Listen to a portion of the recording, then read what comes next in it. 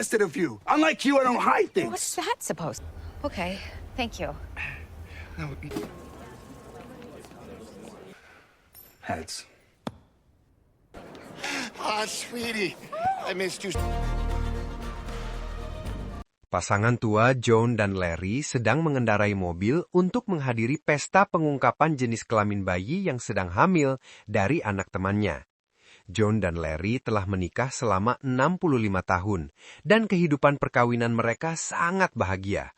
Sebenarnya, saat ini Joan menderita kanker stadium akhir. Walaupun sudah tua, mereka seperti anak muda saja. Buktinya, Larry masih bisa mengendarai mobil walaupun ia sangat berhati-hati. Sesekali hampir saja kecelakaan dengan mobil lain, tapi di daerah mereka tinggal tidaklah daerah yang macet, sehingga masih relatif aman ketika Larry membawa mobil. Ketika sampai di rumah yang dituju, Larry menutupkan lengan Joan agar tidak kelihatan selang infus di lengannya.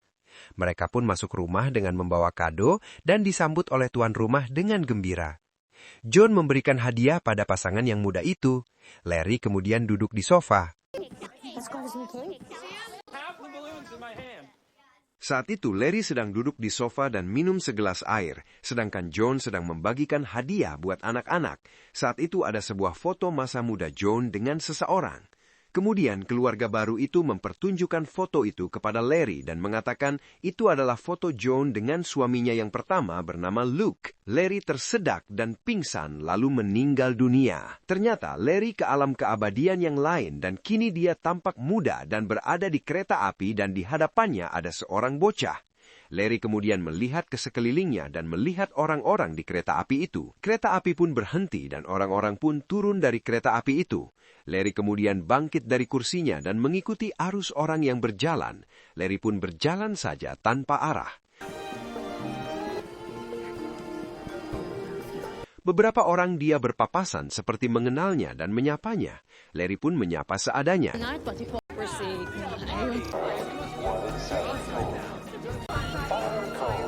Larry mengikuti saja orang-orang berseliweran di sekitarnya. Dia sempat bertanya kepada petugas di mana dia sekarang dan apakah namanya ada dalam catatan petugas itu.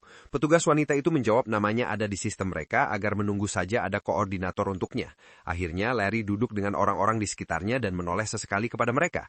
Tampak seorang pria yang membawa semacam arsip yang sedang mewawancarai seorang wanita dan kemudian bangkit dari kursinya kemudian pergi. Tiba-tiba seorang wanita kulit hitam tiba-tiba datang dan memanggil nama Larry yang tertidur di bangku untuk menunggu. Wanita itu memperkenalkan diri bernama Anna yang merupakan koordinator alam baka yang ditugaskan kepadanya. Anna memberitahukan Larry di mana dia akan menghabiskan waktu keabadiannya. Tentu saja Larry belum bisa menjawab. Anna sempat memperlihatkan cermin dan Larry melihat wajahnya yang masih muda. Karena Larry masih kebingungan dan kini dia sadar berada di alam baka, Anna yang ditugaskan untuk menuntun dan memastikan dengan siapa dan di mana dia memulai keabadiannya. Anna membawa Larry mengunjungi tempat-tempat dan mungkin mengenal orang-orang terutama yang dia cintai. Untuk sementara, tentu saja Larry belum bisa menentukan. Di kamarnya, Larry menonton TV dan menyaksikan olahraga kesukaannya. Larry kemudian keluar kamarnya dan berjalan sendirian untuk melihat kondisi sekelilingnya. Dan sampailah dia pada sebuah bar dan langsung memesan minuman. Tampak seorang wanita menawarkan diri untuk menemaninya. Hi there. Tapi Larry berkata bahwa dia telah menikah. Wanita itu tetap saja menggoda, tapi kemudian meninggalkannya. Larry kemudian dilayani oleh seorang bartender dan mengambilkan gelas dan menuangkan minuman untuknya, dan mereka pun ngobrol. I'm a bartender. Something strong, please. Mereka berdua ngobrol bersama, dan bartender ini memperkenalkan dirinya dan namanya Luke. Dia mengatakan pernah menjadi prajurit untuk perang di Korea. Mereka sangat asik berdua ngobrol. The big thing is there's no... But she seemed busy. No. Switching a turn. Larry kaget ketika bangun, Anna sudah ada di sampingnya. Saking kagetnya Larry langsung berdiri dari tidurnya dan bertanya ada apa Anna bisa di kamarnya. Anna hanya berkata bahwa dia ditugaskan untuk membawa Larry di alam keabadian dengan orang yang dia pilih bersama. Anna berkata bahwa Larry pada masa transisi saat ini sebelum menuju alam keabadian. Larry merasa nelangsa dengan perkataan itu. Dia merasa seperti orang kesepian di alam baka. Waktu terus berputar, dan Larry menulis sepucuk surat pada meja jika dia harus sendirian ke alam keabadian dan berharap orang yang dia cintai menemukan dirinya. Saat yang sama, Joanne yang menderita kanker stadium akhir itu akhirnya meninggal dunia yang ditemani keluarga saat kepergiannya. Joanne yang sudah meninggal itu pindah ke alam baka dan kini juga di sebuah kereta api. Dia tampak lebih muda. Dia pun memperhatikan di sekelilingnya. Saat itu, Anna dan Larry jalan bersama, dan Anna mengalungi Larry dengan bunga dan menikmati hari-harinya sebelum menuju keabadian. Saat itu, Joanne keluar dari kereta api dan juga mengikuti arus orang yang pergi tanpa tujuan, dan dia pun membetulkan pakaiannya. Larry diberi waktu menikmati hari-harinya, dan Larry menuruni tangga eskalator, dan saat yang sama, Joanne menaiki tangga eskalator itu. Larry seperti kaget karena seperti mengenal wanita itu. Dia pun ingat bahwa itu adalah Joanne. Maka Larry pun buru-buru kembali menaiki tangga itu untuk mengejar Joanne. Dia pun berteriak memanggil Joanne. Sementara Joanne berada di lantai 2 bertemu dengan Anna dan bertanya di mana dia berada. Seseorang membawa cermin sehingga Joanne melihat wajahnya yang masih muda. Kini dia sadar di alam baka. Larry yang sudah berada di lantai 2 itu berteriak memanggil Joanne dan memeluknya. Joanne juga kaget melihat kedatangan Larry dan berada di tempat itu, dan bertanya kepada Larry kenapa berada di situ. Kemudian Anna menjelaskan keadaan Larry yang sama dengan Anna saat itu. Tiba-tiba seorang pria mendekat bernama Ryan yang merupakan koordinator dan bertugas mengawal Joanne yang sama dengan Anna. Ryan memperkenalkan dirinya kepada Joanne dan tugasnya, lalu mengatakan Joanne sekarang di persimpangan jalan menuju keabadian dan di tangannya memegang arsip Joanne. Kemudian Ryan mengalihkan kepada seorang pria yang datang dari kejauhan, dan Joanne pun terbelalak karena dia kenal pria itu adalah Luke yang merupakan suaminya yang pertama dan gugur di medan perang Korea. Luke datang mendekati Joanne, sementara itu Larry keheranan. Joanne terkesima. Lalu Larry mendekati Joanne dan mengatakan Luke adalah bartendernya. Joanne seperti tidak mendengarkan lagi perkataan Larry. Joanne seperti belum percaya bisa bertemu Luke saat ini. Joanne masih belum percaya apa yang dilihatnya. Luke kini berada di hadapannya. Luke adalah suaminya yang pertama dan gugur dalam perang di Korea. Betapa sedihnya Joanne saat ditinggal oleh Luke saat itu. Butuh waktu panjang untuk melupakan Luke dan akhirnya menikah dengan suaminya yang kedua, yaitu Larry. Tapi Ryan harus menarik Joanne dulu, karena dia adalah koordinatornya untuk memberikan persiapan Joanne ke alam keabadian. Akhirnya, Larry dan Luke ditinggalkan, dan Ryan membawa ke sebuah kamar dan menjelaskan kepada Joanne dan menentukan siapa pasangannya yang akan menuju ke tempat keabadian. Walaupun bingung, tapi Joanne seperti condong memilih suaminya yang pertama, yaitu Luke. Joanne lalu memilih baju yang terbaik buatnya, sama seperti dulu ketika dia bertemu dengan Luke pertama kali. Joanne kelihatan gugup ketika merias diri, dan harus dibantu oleh Ryan untuk menggunakan lipstik. Dan kemudian, ada seseorang mengetuk pintu. Ketika Joanne membuka, muncullah Luke di hadapannya, dan siap untuk menjemput dan pergi bersamanya. Luke akhirnya mengajak Joanne keluar dari kamarnya persis seperti mereka kenalan pertama kali dulu. Joanne merasa kagok dengan keadaan itu. Walaupun ada kejadian kecil ketika ada polisi menangkap seseorang dekat kamar Joanne, Luke banyak mengajak ngobrol ke Joanne karena dia melihat kegugupan pada Joanne. Setelah itu, Joanne menemui Larry dan mereka ngobrol seperti biasa. Tidak ada yang aneh dengan itu karena Larry suaminya yang terakhir. Joanne merasa biasa saja, beda dengan Luke yang hatinya langsung tergetar karena waktu bersama Luke tidak lama karena pergi ke medan perang. Larry mengajak Joanne nonton dan penyanyi favorit mereka Martin Dean dan diiringi piano oleh Anna ketika mereka pacaran dulu. Tiba-tiba, Luke muncul dan mengajak Joanne langsung pergi. Joanne akhirnya marah kepada Luke karena memaksanya seperti itu. Sorry, I'm very grateful that you were I back. think we got it. Okay, sorry, you okay? I had no idea. Larry dan Luke akhirnya cekcok juga karena mereka merasa berhak bersama Joanne. Malah keduanya saling serang. Dan koordinator mereka, Anna dan Ryan, membiarkan saja perdebatan itu. How handsome you are. Akhirnya Joanne melerai mereka dan dia tidak akan memutuskan ikut siapa, terutama dalam waktu dekat ini. Joanne dan Luke dalam kereta api yang sedang melaju, kemudian mengunjungi tempat-tempat wisata yang dulu menjadi tempat favorit mereka, di mana saat itu belum mereka rasakan karena Luke harus memenuhi panggilan tugas oleh negara dan terjun ke medan perang. Sementara Luke dan Joanne bermesraan, Larry bersama koordinatornya merencanakan bagaimana rencana mereka selanjutnya. Apakah Larry mampu meyakinkan Joanne?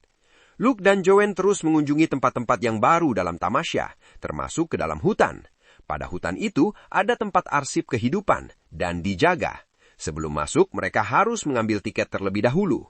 Dalam ruangan itu tampak remang-remang, dan setiap etalase, Luke dan Joanne bisa melihat masa muda mereka ketika masih pacaran. I'm Joan. Joanne dan Luke menyaksikan dalam arsip mereka yang bisa ditonton ketika Luke bertugas dan berkencanan, lalu Luke melamar resmi dengan memberikan cincin perkawinan, dan akhirnya mereka berpisah. Larry bersama Anna kemudian mengunjungi seorang wanita setengah baya bernama Karen yang merupakan tetangga dan teman Joanne. Mereka menanyakan apa mereka bisa lakukan, walaupun sebenarnya Larry tidak menyukai wanita itu. Isn't there? But anyway, that's not enough. Larry dan Luke kembali bertemu dan kembali cekcok, dan kali ini malah lebih parah dari sebelumnya. Mereka malah berduel, tapi keputusan tetap di tangan Joanne dan belum memutuskan sampai saat ini. Larry dan Joanne masih bisa ke pantai bersama dan kebiasaan mereka selama mereka masih hidup selama 67 tahun itu. Larry dan Joanne berjemur di pantai dan ngobrol bersama. Ini persis mereka lakukan ketika pacaran. Ketika mereka hendak berciuman, seorang bocah melemparkan bolanya mengenai wajah Larry. Bocah itu minta maaf, tapi Larry mendumel dan mengajak Joanne pergi dari situ. Akhirnya mereka berduaan di dalam perahu dan ngobrol. Joanne merasakan bagaimana dia bersama Larry dan juga membandingkan perasaannya bersama Luke. Mereka juga mengunjungi tempat-tempat kesukaan mereka seperti ketika masih hidup, dan akhirnya kembali lagi ke koordinator mereka masing-masing, No, you are protecting your... yaitu Anna dan Ryan, dan juga Luke. Karena keistimewaannya ini, koordinatornya memberikan izin kepada Joanne mencoba dan membandingkan kehidupan dengan Luke, dan begitu juga dengan Larry sebelum memberikan keputusan akhir menuju keabadian. Walaupun begitu, Joanne masih bergumul dengan keputusannya siapa yang akan dia pilih. Larry protes ke Joanne. Dia sudah menemani Joanne selama 67 tahun dan mereka hidup bahagia selama ini. Dia menanyakan di mana kesetiaannya selama ini. Joanne tidak terima dengan pernyataan itu. Luke pun mencoba menengahi dan Joanne harus memutuskan karena saat ini mereka di persimpangan dan diberi waktu untuk itu. Larry dan Luke malah ngobrol bersama di bar dan selama ini juga mereka cekcok. Sementara Joanne dan Karen ngobrol di tepi pantai sambil merawat kuku kaki mereka. Joanne kembali ke kamarnya dengan santai tidur di lantai. Ketika itu, koordinatornya Riam kaget melihat Joanne yang tidur-tiduran di lantai. Riam lalu mengajak Joanne menjumpai Anna, dan Joanne bertemu lagi dengan sahabat dan juga tetangganya Karen. Joanne tetap meminta nasihat dari Karen sebelum memutuskan ke alam keabadian untuk selamanya itu. Karen lah salah satu tempatnya curhat. Sure about this?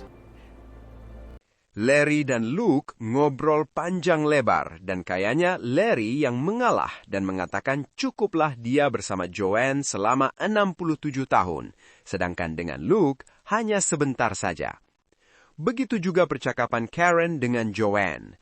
Larry memberitahu kepada Joanne agar bersama Luke ke alam keabadian, dan Larry pulang ke kamarnya, dan juga menjumpai koordinatornya Anna, dan mengatakan keputusan telah dibuat, dan Larry akan sendirian ke alam keabadian.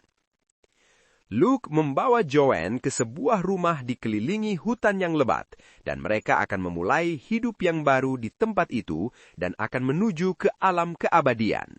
Mereka bercinta dan mengunjungi tempat-tempat keramaian, seperti di perbukitan, dan menaiki cable car, dan berjumpa dengan pasangan yang muda dan ngobrol sambil bercanda. Joanne dan Luke sangat menikmati hari-hari bersama mereka, yang tidak pernah mereka rasakan bersama ketika masih hidup. Joanne pergi sendirian ke arsip kehidupannya untuk melihat sekali lagi kehidupannya bersama Luke yang sebentar itu. Dia memperhatikan secara seksama ketika dia saat itu masih sangat muda. Kemudian dia kembali ke rumah bersama Luke dan duduk di ruang tamu sambil ngobrol bersama. Tapi ada sesuatu yang membuat Joanne merasa tidak puas momen kehidupannya bersama Luke. Hal-hal kecil bersama Larry yang sangat berarti membuat Joanne tidak menemukan jika bersama Luke. Joanne langsung berterus terang kepada Luke karena sesungguhnya dia merasa lebih cocok dengan Larry. Tapi Luke dengan sekuat tenaga untuk membujuk Joanne agar tetap bersamanya di keabadian ini dan sudah mempersiapkan segalanya. Right? It's a million. And Luke sampai tidak bisa menguasai emosinya dan marah kepada Joanne. Akhirnya Luke mengakui hal itu dan harus menerima pilihan Joanne dan akan mengembalikannya ke persimpangan agar bisa bertemu kembali dengan Larry. Luke sangat kecewa dengan Joanne atas keputusannya itu dan pergi begitu saja meninggalkan Joanne sendirian yang menangis. Luke pergi ke sebuah tepi danau dan sendirian di situ. Sementara itu, Joanne merasa was-was juga dengan melihat Luke seperti bukan tidak mungkin dia diancam. Joanne mempersiapkan untuk membela diri jika diancam dengan kekerasan dan berlatih dengan pisau di tangan. Joanne kaget karena Luke muncul dari belakang dan mengatakan tidak perlu khawatir dengan itu. Artinya Luke sudah kompromi dengan dirinya dan keputusannya sudah final. Joanne pergi dari situ dan pergi ke arsip kehidupan dan juga Luke, lalu meratap kepada penjaga itu yang mencoba menghiburnya. Ketika Luke menangis, Joanne menyelinap masuk ke arsip kehidupan itu karena penjaga itu mencoba menghibur Luke yang lagi bersedih sekali dengan batal bersama Luke. Luke dan Joanne menemukan penutupan dan bersama-sama meratapi kehidupan yang tidak pernah mereka miliki. Luke bertindak sebagai umpan dengan menangis di depan penjaga, dan Joanne bisa masuk dan memeriksa keluar dari keabadian. Luke dan Joanne kini berdua di ruangan arsip kehidupan itu. Mereka akan menghapus kenangan-kenangan masa lalu mereka dan selanjutnya keluar dari keabadian dan kembali ke persimpangan. Kenangan mereka di arsip itu tidak tercatat lagi dan tidak pernah ada. Joanne keluar dari pintu dapur dan seperti ada yang mengejarnya, dan Joanne terus berlari ke ruangan lain dan kaget karena mendapati dirinya sendiri yang berbaring di tempat tidur sudah dalam keadaan tua.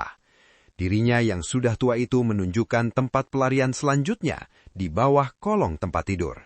Joanne memandang sebentar ketika dirinya yang sudah tua itu berbicara kepadanya. Setelah mendengarkan dengan seksama dari dirinya yang sudah tua itu, Joanne memasuki lorong tempat tidur seperti yang ditunjukkan itu, dan polisi yang mengejarnya tidak menemukan dirinya. Joanne terus melewati lorong tempat tidur itu, dan akhirnya sampai pada sebuah stasiun kereta api bawah tanah. Joanne terus berjalan dan keluar dari terowongan itu dan berbaur dengan orang-orang. Lalu Joanne menanyakan kepada seorang penjaga di mana saat ini dia berada. Larry. Tapi dari printer, keluar gambarnya orang dalam pencarian pihak berwajib. Penjaga itu membunyikan peluitnya memanggil petugas keamanan agar menangkap orang yang mereka cari. Joanne berbaur kembali dengan orang-orang sekitarnya dan polisi mencari dari kerumunan orang-orang itu. Joanne bertemu dengan Anna dan Ryan dan menyuruh Joanne agar bersembunyi. Joanne menutup wajahnya dengan topi yang ada di sekitar itu, dan polisi bertanya kepada mereka. Setelah polisi itu pergi, kemudian Joanne keluar dari persembunyiannya. Lalu Anne dan Ryan menyuruh pergi. Dan akhirnya Joanne pergi ke sebuah bar.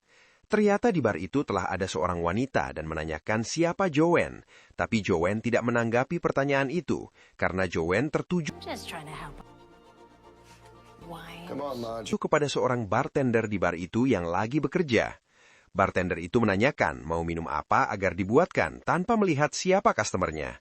Ketika dia berbalik, ternyata bartender itu adalah Larry yang kini menggantikan posisi Luke. Larry santai saja menghadapi Joanne, karena Larry sebenarnya sudah menunggu Joanne dan membawanya ke alam keabadian.